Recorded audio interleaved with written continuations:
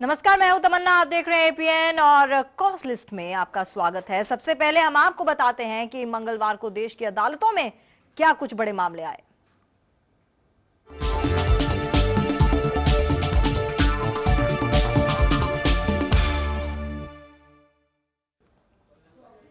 और supreme court आज लोकपाल की नियुक्ति से जुड़ी प्रक्रियाओं के बारे में फैसला सुना सकता है। पिछली सुनवाई के दौरान याचिकाकर्ता ने कहा सरकार की नीयत साफ नहीं है और वो नियुक्ति करना ही नहीं चाहती है। याचिकाकर्ता ने यह भी कहा कि सबसे बड़े विपक्षी दल के नेता को नेता प्रतिपक्ष मान लिया जाए ताकि लोकपाल की नियुक्ति हो सके। केंद्र सरकार ने संसद में लंबे संशोधनों का हवाला दिया और कोर्ट से संसद के काम में दखल न देने का आग्रह किया। अटॉर्नी जनरल मुकुल रोहतगी ने कोर्ट से कहा कि संसद के मौजूदा सत्र के दौरान लोकपाल की नियुक्ति संभव नहीं है क्योंकि ये बजट के लिए तय सत्र है। रोहतगी ने कहा कि केंद्र सरकार अगले सत्र में लोकपाल की नियुक्ति कर सकती है। सुनवाई के बाद सुप्रीम कोर्ट ने फैसला सुरक्षित रख लिया है।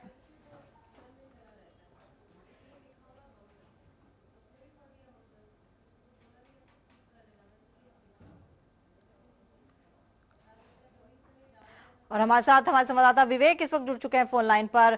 विवेक, आपसे जानना चाहेंगे, मामला इस मुद्दे पर सुरक्षित रख लिया गया है, आगे क्या हो सकता है?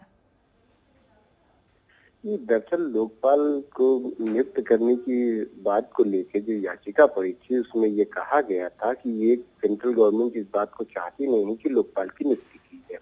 इस वजह से उन्होंने ये कहा कि नियुक्ति करना अगर होता तो इस सत्र में ही बैठक बुलाते और लोकपाल की नियुक्ति कर देते। लेकिन सेंटर की तरफ से मुकुल रोहतगी जो अपील हुए थे उन्होंने ये कहा था कि जो इसमें जो इसके मेंबर हैं, जो इस कमेटी के मेंबर हैं, उसमें एक प्राइम मिनिस्टर होता है, एक सीजीआई या उसके द्वारा नॉमिनेटेड वो व्यक्ति होता है, एक सामाजिक प्रबुद्ध व्यक्ति होता है, इसके साथ ही जो लोकसभा स्पीकर होता है, लीडर ऑफ अपोजिशन। वहां पे मामला सिर्फ लीडर ऑफ अपोजिशन पे आके रुका हुआ था क्योंकि जो पार्लियामेंट है उसमें कांग्रेस की मेजोरिटी होते हुए भी जो संसद है उसमें इसको लीडर ऑफ अपोजिशन की मान्यता नहीं मिल पाई कॉन्स्टिट्यूशनली।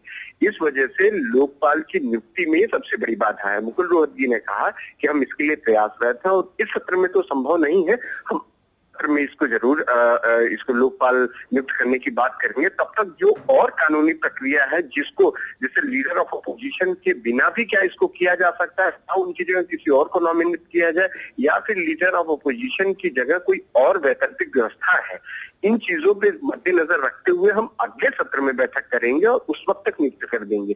सुप्रीम कोर्ट ने इस चीज के बारे में पूर्ण रूप से आश्वासन दिया मुकुल रोहतगी ने कि केंद्र इसको लेकर तत्पर है, वो करना चाहते हैं, लेकिन जो टेक्निकल पॉइंट है वो सिर्फ लीडर ऑफ अपोजिशन की वजह से हो रहा है, इसकी वजह से लोकपाल की नियुक्ति नहीं हो रही। फिलहाल जो मामला कोर्ट के सामने लंबित है, कोर्ट ने ये कहा था इस मामले में जो भी आपने अभी तक किया हुआ है उसके बारे में बताएं। तो आज संभवतः इस मामले में सुप्रीम कोर्ट अपना क्या रुख रखेगा, क्योंकि इशू है उसमें कोर्ट की दखलंदाजी नहीं हो सकती, क्योंकि कोर्ट सिर्फ ऑब्जर्वेशन दे सकता है और कोर्ट भी इस मामले में अपना इंटरफेरेंस नहीं कर सकता है जब तक कि कोई ऐसी वैचारिक स्थिति में आ जाए जब जो कि उसमें सुप्रीम कोर्ट को दखल देना पड़े। जी, और विवेक, अगर कानूनी प्रक्रिया की बात करें तो ये कानूनी प्रक्रिया क्या होगी और कितना समय इस पूरी प्रक्रिया में लगेगा? दरअसल ये कानूनी प्रक्रिया की बात नहीं, ये पार्लियामेंट्री इशू है। इसमें सुप्रीम कोर्ट जो अलग जो इंडिपेंडेंट बॉडी है उसको इसके साथ मर्ज नहीं किया जा सकता। सुप्रीम कोर्ट अपना ऑब्जर्वेशन इस इशू पे दे सकता है जिसपे सुप्रीम कोर्ट में याचिका पड़ी थी और जिसमें सेंटर ने अपना स्टेटस पहले ही क्लियर कर दिया है कि हमारे पास ऑप्शन है, लेकिन जो कॉन्स्टिट्यूशनल वैलिडिटी है संसद में एक लीडर ऑफ अपोजिशन की दिक्कत है, जिसकी वजह से हम इसकी जो हमारे लोकपाल नियुक्ति का जो प्रावधान है वो हम पूरा नहीं कर पा रहे हैं। जब तक लीडर ऑफ अपोजिशन नहीं होगा तब तक इसके लिए दिक्कत है। यही मामला उन्होंने सुप्रीम कोर्ट में भी रखा। सुप्रीम कोर्ट ने कहा कि हाँ, इस मामले को देखना है, आप इसको देखिए और क्या कर सकते हैं इसके बारे में हमें बताइए। उसी के बारे में आज जो सेंटर अपना जवाब दे सकता है कि हाँ, हमने इसके लिए क्या कोशिशें की या हम क्या करेंगे, क्योंकि सेंटर ने बहुत पहले ही कह दिया, पिछली सुनवाई पे ही सेंटर ने कह दिया था कि हम इसके लिए तत्पर हैं। इस सत्र में तो नहीं, अगले सत्र में हम जरूर कोशिश करेंगे कि लोकपाल की नियुक्ति कर दी जाए। चलिए विवेक, तमाम जानकारी के लिए आपका बहुत बहुत धन्यवाद। और आयकर रिटर्न और पैन के लिए आधार अनिवार्य किए जाने के खिलाफ दायर याचिका पर सुप्रीम कोर्ट में आज भी सुनवाई जारी रहेगी। बुधवार को सुनवाई के दौरान सुप्रीम कोर्ट ने कहा कि वो संसद को कोई कानून बनाने से नहीं रोक सकती। कोर्ट ने याचिकाकर्ता और केंद्र की दलीलों के बीच कहा कि केंद्र ने टैक्स चोरी रोकने के लिए कई कानून बनाए हैं और ये शर्म की बात है कि टैक्स ना देने वाले देश के तौर पर जाने जाते हैं। सुनवाई के दौरान अटॉर्नी जनरल ने कोर्ट को बताया कि हर साल करीब 10 लाख फर्जी पैन कार्ड पकड़े जाते हैं। उन्होंने कहा कि आयकर रिटर्न के लिए आधार अनिवार्य करने से टैक्स चोरी में कमी आएगी, या जबकि याचिकाकर्ता की दलील थी कि आधार को आयकर रिटर्न से जोड़ना अतार्किक है और याचिकाकर्ता की ओर से दलील दी गई आधार को आयकर रिटर्न से जोड़ने पर भी काले धन को नहीं रोका जा सकेगा, क्योंकि आधार सिर्फ व्यक्तिगत टैक्स देने वाले के लिए ही जरूरी है।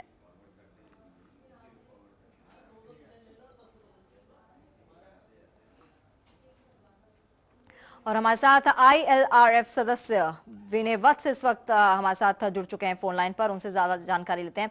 विनय, ये जो पूरा मामला है आयकर रिटर्न और पैन कार्ड के लिए आधार अनिवार्य किए जाने के खिलाफ जो याचिका दायर की गई थी सुप्रीम कोर्ट में, उसकी आज सुनवाई है। क्या कुछ फैसला निकल कर आ सकता है और कितना फायदा होगा इससे आम आदमी को?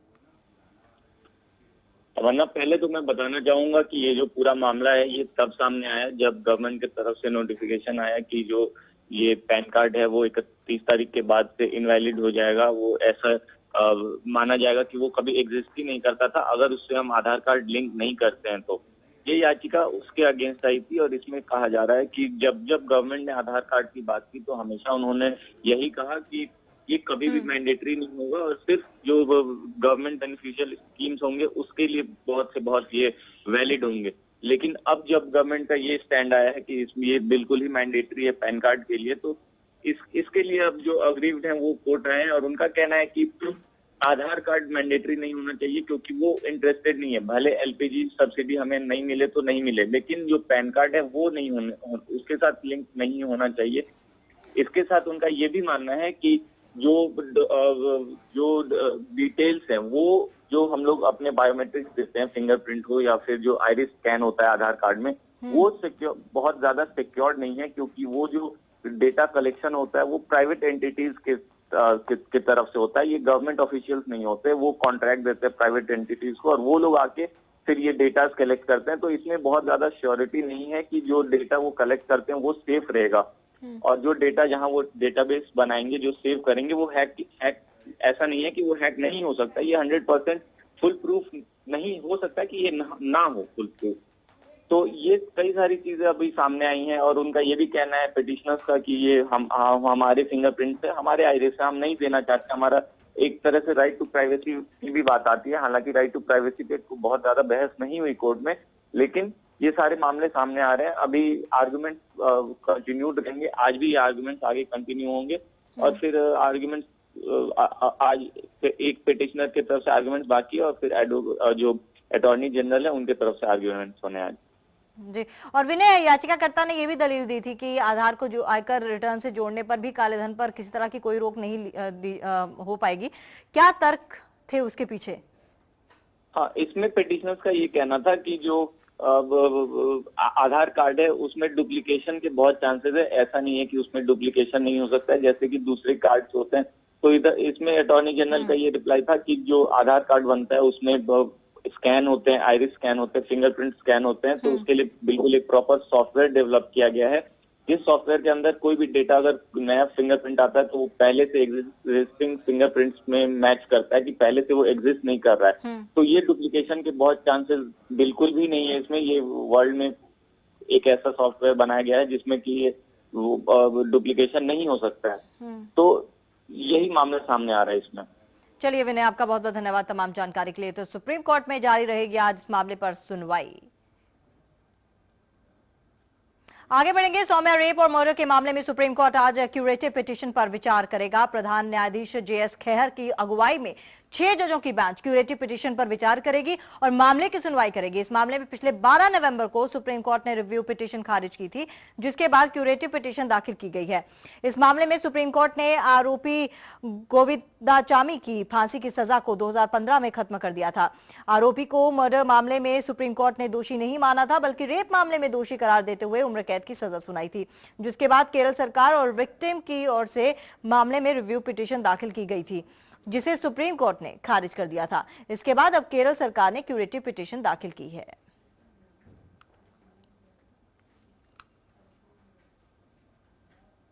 और सतलुज यमुना लिंक नहर यानी SYL मामले पर सुप्रीम कोर्ट में आज सुनवाई होगी। पिछली सुनवाई में केंद्र सरकार की ओर से पेश सॉलिसिटर जनरल रंजीत कुमार ने कहा था कि 20 अप्रैल को उच्च स्तरीय बैठक बुलाई गई है। सरकार इस मसले पर गंभीर है और विवाद का हल निकालने का प्रयास किया जा रहा है, लिहाजा सुनवाई के लिए कुछ समय दिया जाए। इस पर कोर्ट ने कहा था कि अगर समस्या का हल निकल जाता है तो ठीक है, नहीं तो कोर्ट मामले की सुनवाई करेगा।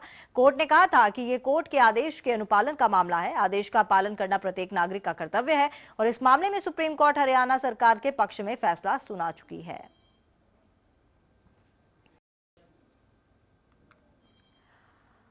और इसी खबर पर हमारे साथ ILRF सदस्य मेरी मिल्जी हमारे साथ जुड़ चुकी हैं फोन लाइन पर, उनसे ज्यादा जानकारी लेते हैं। मेरी आपसे जानना चाहेंगे, सतलुज यमुना लिंक नहर यानी SYL मामले पर सुप्रीम कोर्ट में आज सुनवाई होगी और पिछली सुनवाई की अगर हम बात करें तो केंद्र सरकार की ओर से पेश सॉलिसिटर जनरल रंजीत कुमार ने कहा था कि 20 अप्रैल को उच्च स्तरीय बैठक बुलाई गई है और इस मसले पर सरकार गंभीर है। आज क्या फैसला इस पर सुनाया जा सकता है? क्या इसका बीच का रास्ता कुछ निकल पाएगा आज? Yes, Tamanna. On 20th April, there was a meeting between the states, both the states and the union government. If any solution is not found, then court will proceed with the petition filed by state of Haryana and taken any orders, and then union will have to see that orders are complied with. Court has made it very clear that this is an order passed by the Supreme Court, and you cannot just ignore that order and do whatever the state of Punjab desires to do. जी, और मेरी मिर्ची अगर बात करें इस case की तो वाकई इसके थोड़ा ये गंभीर मामला भी है। हरियाणा और पंजाब के बीच ये जो SYL नहर है उसके बीच में ये विवाद छिड़ा हुआ है।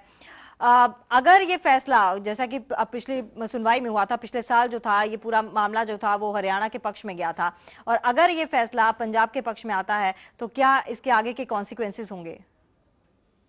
Tamanna, it cannot go based on the order which passed by Haryana.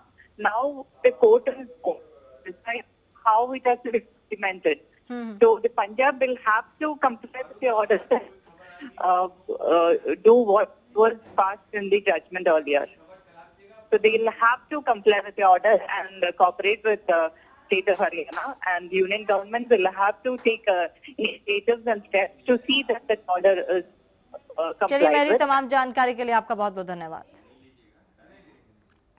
और निवेशकों का पैसा लौटाने के मामले में सुप्रीम कोर्ट कल यानी गुरुवार को सहारा प्रमुख सुब्रतो राय की कोर्ट में पेश होना है। पिछली सुनवाई में सुप्रीम कोर्ट ने कहा था कि आप 27 को पेश होइए, हम देखेंगे कि आपको और पैरोल दी जा सकती है या नहीं।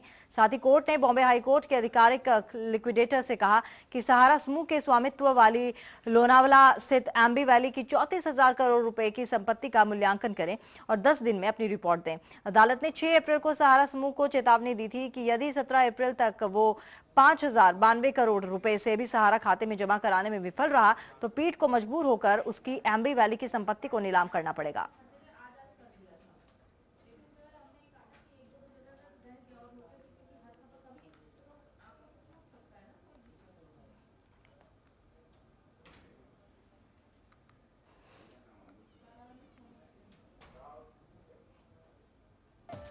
सूखे से प्रभावित राज्यों से राष्ट्रीय खाद्य सुरक्षा कानून के तहत मुफ्त अनाज वितरण की गारंटी की मांग वाली याचिका पर सुप्रीम कोर्ट में आज सुनवाई होगी। इस मामले में बुधवार को सुनवाई के दौरान कई राज्यों के प्रमुख सचिव मौजूद रहे और कोर्ट ने कर्नाटक के मुख्य सचिव की निजी उपस्थिति में छूट की अर्जी को खारिज कर दिया और आज मौजूद रहने को कहा। कोर्ट ने कहा कि चूंकि तेलंगाना में राज्य खाद्य आयोग का गठन हो गया है, इसलिए वहां के मुख्य सचिव की मौजूदगी जरूरी नहीं है। महाराष्ट्र के मुख्य सचिव ने कोर्ट को बताया कि राज्य में खाद्य आयोग सदस्यों के गठन के लिए अधिसूचना जारी हो गई है।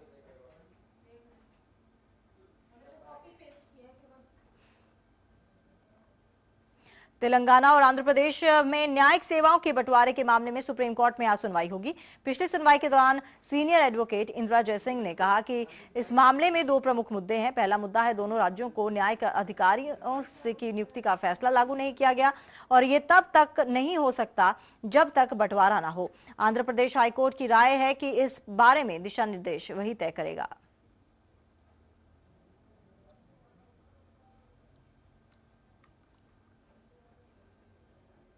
उत्तर प्रदेश में सरकारी स्कूलों में टीजीटी और पीजीटी शिक्षकों की नियुक्ति के लिए राज्य सरकार को निर्देश देने की मांग वाली याचिका पर आज सुप्रीम कोर्ट में सुनवाई होगी। इस बारे में सुप्रीम कोर्ट ने 2014 में खाली पदों को जल्द से जल्द भरने का अंतरिम आदेश दिया था। पिछली सुनवाई के दौरान राज्य सरकार ने कोर्ट में हलफनामा दाखिल किया था, लेकिन कुछ लोगों ने आपत्ति दर्ज की कि अनिवार्य न्यूनतम अंक हासिल करने के बावजूद उनका चयन नहीं हुआ है।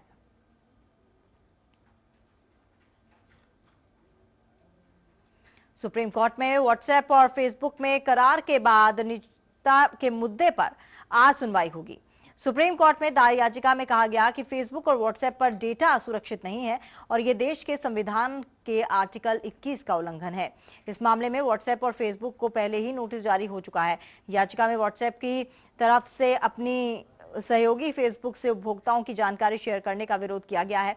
याचिकाकर्ता ने इसे निजता के अधिकार का हनन बताया है। पिछली सुनवाई में याचिकाकर्ताओं की ओर से दलील दी गई कि डेटा शेयरिंग के नाम पर व्हाट्सएप कोई नीति नहीं बना सकता है। व्हाट्सएप ने दलील दी, डेटा का आदान प्रदान केवल दो पक्षों के बीच हो रहा है और किसी तीसरे पक्ष का ये डेटा नहीं दिया जा रहा है। व्हाट्सएप ने यह भी कहा था कि ऐसा करना आईटी कानून का उल्लंघन नहीं है। राष्ट्रीय हरित अधिकरण यानी एनजीटी में आज गंगा एक्शन प्लान के अमल के मामले में सुनवाई होगी। पिछली सुनवाई में अधिकरण की ओर से बनाई गई समिति ने बिजनौर और कानपुर का दौरा कर अपनी प्राथमिक रिपोर्ट अधिकरण को सौंप दी है। इस रिपोर्ट के मुताबिक इन जगहों पर चल रहे उद्योग पर्यावरण से जुड़े कानूनों का उल्लंघन कर रहे हैं और बिना किसी मंजूरी के धड़ल्ले से जमीन के भीतर के पानी का दोहन कर रहे हैं। बेंच ने अपने आदेश में कहा कि उसे उद्योगों की दलीलों में कोई तर्क नजर नहीं आया और कहा कि यह साबित करना उद्योगों की जिम्मेदारी है कि वो प्रदूषण नहीं फैला रहे हैं।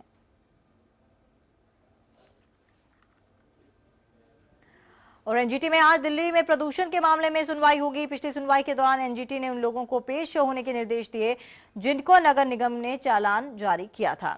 एनजीटी ने इन लोगों को एक मौका और दिया कि वो बताएं कि उन्होंने चालान का जवाब क्यों नहीं दिया और क्यों ना उन पर 5 लाख का जुर्माना लगाया जाए। एनजीटी को बताया गया कि दिल्ली में वाहनों के 20%, सड़कों की धूल से 38% और ईंधन जलने से 12% और उद्योगों से 11% प्रदूषण फैलता है।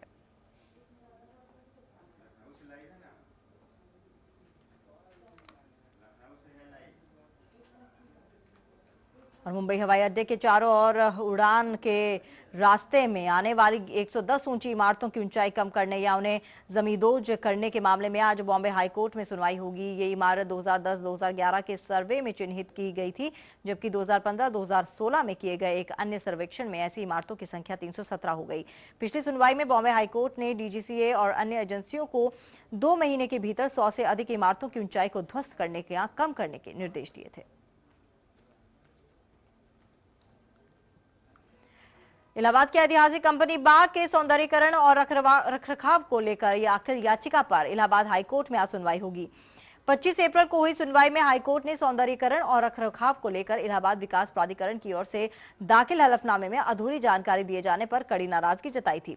कोर्ट ने प्राधिकरण के उपाध्यक्ष, नगर आयुक्त और उद्यान अधीक्षक को भी तलब किया है। इसके साथ ही कोर्ट ने अपर महाधिवक्ता नीरज त्रिपाठी को भी सरकार का पक्ष रखने का आदेश दिया है। कोर्ट ने पूछा है कि पार्क के सौंदर्यीकरण के लिए राज्य सरकार ने जो बजट स्वीकृत किया था उसमें से बकाया धनराशि कब तक मिलेगी। कोर्ट ने पार्क में प्रवेश किए जा रहे प्रवेश शुल्क के खर्च की भी जानकारी मांगी थी। हम आपको एक बार फिर से बता दें पूरी खबर। इलाहाबाद के ऐतिहासिक कंपनी बाग के सौंदर्यीकरण और रखरखाव को लेकर दाखिल याचिका पर इलाहाबाद हाईकोर्ट में आज सुनवाई होगी। और इसी खबर पर हमारे साथ हमारे संवाददाता आलोक इस वक्त जुड़ चुके हैं फोन लाइन पर। आलोक, आपसे जानना चाहेंगे, कंपनी बाग के सौंदर्यीकरण और रखरखाव को लेकर जो याचिका दायर की गई थी उस पर आज सुनवाई है, क्या कुछ फैसला निकल सकता है और क्या कुछ निर्देश मिल सकते हैं हाईकोर्ट की तरफ से? देखिए तमन्ना, मैं आपको बताना चाहूंगा कि ये जो कंपनी बाग है इसको चंद्रशेखर आजाद पार्क भी कहते हैं, क्योंकि यहीं पर देश के महान क्रांतिकारी चंद्रशेखर आजाद अंग्रेजों से लड़ते हुए खुद शहीद हो गए थे, खुद उन्होंने गोली मार के अपनी जीवन लीला समाप्त कर दी थी। बहुत बड़ा 10 एकड़ से ज्यादा क्षेत्र में फैला हुआ ये पार्क है और इसके लिए पूर्व की अखिलेश यादव सरकार ने इसके सौंदर्यीकरण के लिए 22.5 करोड़ का बजट मंजूर किया था और जिसके बाद वहां पर वॉकिंग ट्रैक के अलावा बड़े बड़े तालाब बनाए गए थे और बहुत खूबसूरत ढंग से लाइटिंग की गई थी, सारी चीजें की गई थी और इलाहाबाद हाईकोर्ट के आदेश के बाद ये हुआ था। पूर्व की यूपी सरकार ने एक बहुत बड़ा बजट स्वीकृत किया था। चलिए आलोक, बहुत बहुत धन्यवाद तमाम जानकारी के लिए। तो पिछली सुनवाई में हाईकोर्ट ने नाराजगी जताई थी और आज फिर इस केस में सुनवाई है। तो सूबे में मीट दुकानों के लाइसेंस का नवीनीकरण को लेकर दायर याचिका पर हाईकोर्ट की लखनऊ बेंच में आज सुनवाई होगी। मुख्य न्यायाधीश दिलीप बाबा साहेब भोसले और जस्टिस डी.के. उपाध्याय की बेंच में पिछली सुनवाई के दौरान सरकार की तरफ से साफ कर दिया गया था कि बिना वैध बूचड़खानों के मीट दुकानों के लाइसेंस को नवीनीकरण नहीं किया जाएगा। इस पर याचिकाकर्ता का कहना था कि इन हालात में सूबे के कई शहरों में बूचड़खाने के अभाव में मीट कारोबारी बेरोजगार हो रहे हैं और इस पर कोर्ट ने शासन को कोर्ट के सामने इस बाबत कुछ ठोस फैसले के साथ आने को कहा था। और इसी खबर पर हमारे साथ खुर्रम निजामी हमारे साथ फोन लाइन पर जुड़ चुके हैं, हमारे संवाददाता। खुर्रम, काफी देर से जो रोजगार का संकट बात करते हैं लाइसेंस को लेकर मीट व्यापारी और दूसरी तरफ कोर्ट का ये फैसला, बड़े समय से ये खींचतान चली हुई है। क्या बीच का रास्ता कब निकलेगा, ये वही सवाल एक बार फिर से। देखिए तमन्ना, बीच का रास्ता तो सरकार को ही निकालना और कोर्ट ने भी कहा है कि आप इसको ह्यूमैनिटेरियन ग्राउंड पर टैकल करिए इस पूरे मामले को, क्योंकि उनके साफ तौर पे कहना है हाईकोर्ट की लखनऊ बेंच का कि जिस तरीके से आप टैकल कर रहे हैं उस तरीके से टैकल नहीं किया जाता। आखिर किस तरीके से रोजगार आप मुहैया करेंगे जो लोग दुकानें बंद होगी सिर्फ ऐसे कि बूचड़ खाने नहीं है। और बूचड़ खाने कोई आज से बंद नहीं है, अरसे से बंद चल रहे हैं लखनऊ शहर में और कई शहरों में। तो बूचड़ खाने क्यों नहीं वो बताइए। और कोर्ट ने कहा था राज्य सरकार से कि आज की तारीख यानी 27 तारीख को जब आप कोर्ट में आए तो पॉलिसी लेकर आए, जो भी आपको पूछना है जिससे पूछना है वो सब जानकारी ले लीजिए। बाद में ये मत कहिए कि सेंट्रल गवर्नमेंट से हमें जानकारी नहीं मिली है या FSSAI से हमने जवाब नहीं मांगा है, हमें वक्त चाहिए। तो वक्त नहीं है, आज राज्य सरकार को बताना होगा हाईकोर्ट के लखनऊ बेंच में कि वो क्या कर रहे हैं जिससे कि नवीनीकरण हो जाए, और अगर नहीं कर रहे हैं तो उसके लिए रास्ता क्या है, यानी कि मीट पॉलिसी क्या होगी। शायद इस पर आज राज्य सरकार अपना पक्ष साफ कर सकती है। लेकिन आज की जो सुनवाई होनी है उसको लेकर सभी की नजरें कोर्ट पर टिकी हुई है, क्योंकि खासतौर से मीट व्यवसायियों की, क्योंकि उनके रोजगार का संकट पैदा हो चुका है। तो वहीं इस बात को भी देखना होगा कि जो हाईकोर्ट के लखनऊ बेंच ने एक ऑब्जर्वेशन में कहा था कि आप किसी के जायके पर अंकुश नहीं लगा सकते, तो देखना यही होगा कि बूचड़ खाने के अभाव में राज्य सरकार क्या रास्ता निकालती है। चलिए खुर्रम, बहुत बहुत धन्यवाद आपका तमाम जानकारी के लिए।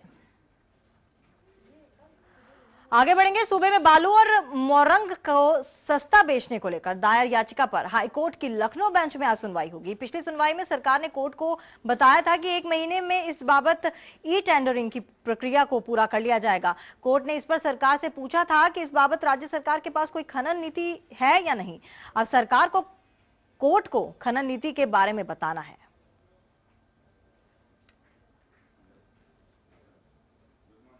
तो चलिए बुलेटिन में फिलहाल इतना ही, लेकिन बाकी खबरों के लिए आप बने रहिए हमारे साथ, देखते रहिए APN।